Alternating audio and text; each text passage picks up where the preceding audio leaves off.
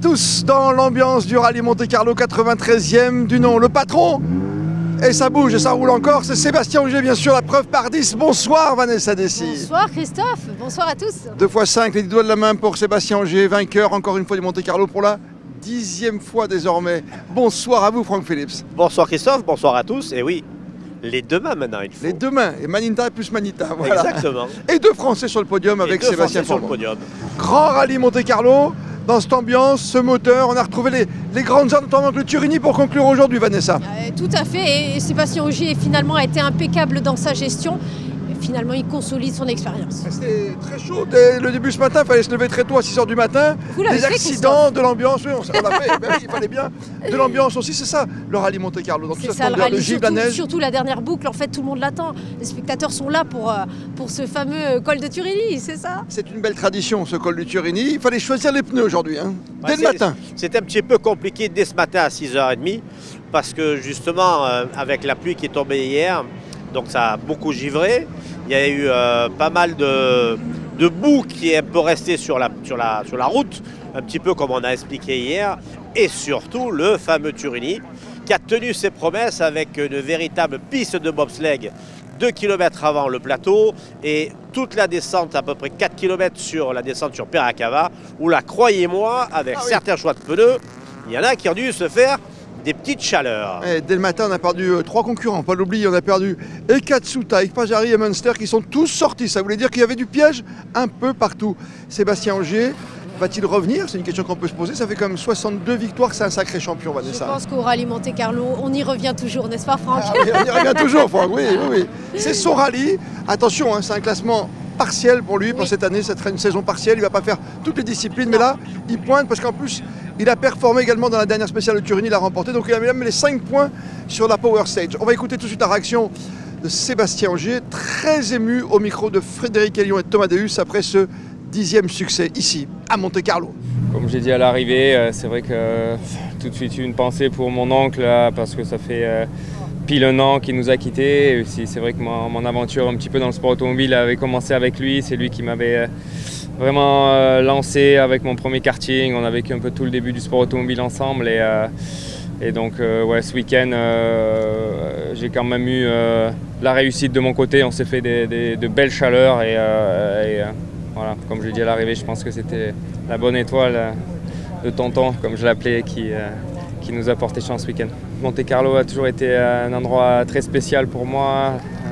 Je le répète à chaque fois, mais c'est là où tout a commencé, où le rêve de gosse a commencé. Et avoir dit Monte-Carlo au palmarès, c'est juste incroyable, donc très heureux.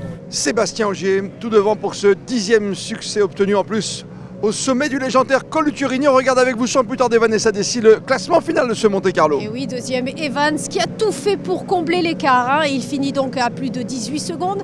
Et ensuite, Adrien Fourmont qui consolide et qui sécurise sa 3e place à 25 secondes. Et un podium pour le pilote Hyundai derrière les 2 Toyota. Il fallait assurer à la fin. Ça le démangeait quand même de changer les pneus juste avant de partir. Hein. Oui, complètement, parce que justement, on a pu regarder sur les images de Canal. Au départ, à Roquebillière, au parc de regroupement, il voulait tenter un petit peu le pari fou. Après, je pense que derrière, au niveau de l'écurie, au niveau de la gestion, justement d'arriver à garder ces 3 voitures, parce qu'il y a aussi le classement constructeur qui est important.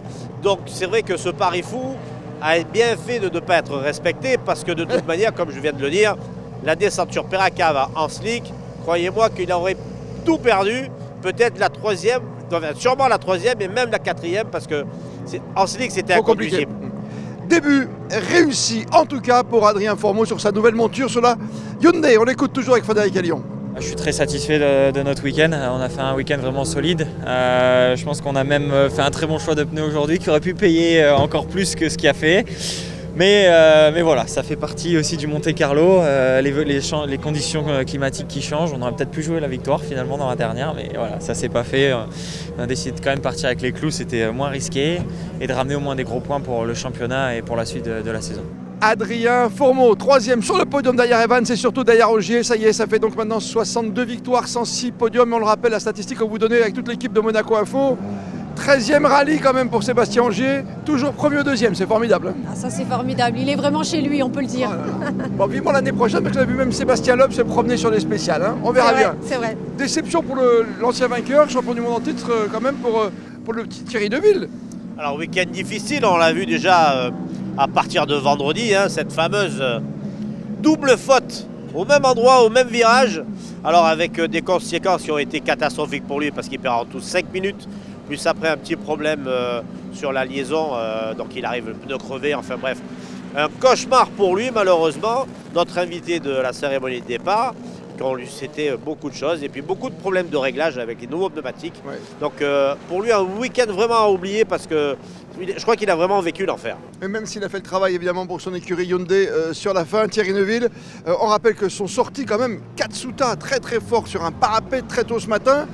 Également, Paljari lui qui a loupé un petit pont, attention petit pont toujours on le dit, et Munster qui a tapé la montagne, ça faisait beaucoup. Il y avait des pièges et en WRC2, on s'est méfié jusqu'au bout également, Vanessa. La dernière étape du WRC2 a justement été riche en rebondissements et on a vu Johan Rossel qui a su parfaitement gérer sa course avec toutes ces conditions changeantes. Finalement, il a exploité tout ce qu'il fallait. Réaction sans plus tarder de Johan Rossel.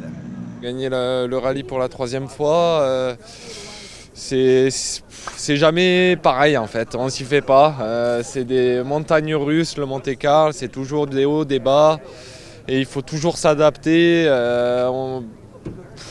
C'est des émotions fortes quand même. C'est des montagnes russes et c'est tellement super de pouvoir vivre ça. En plus avec mon frère qui fait 3, donc voilà, on va bien profiter.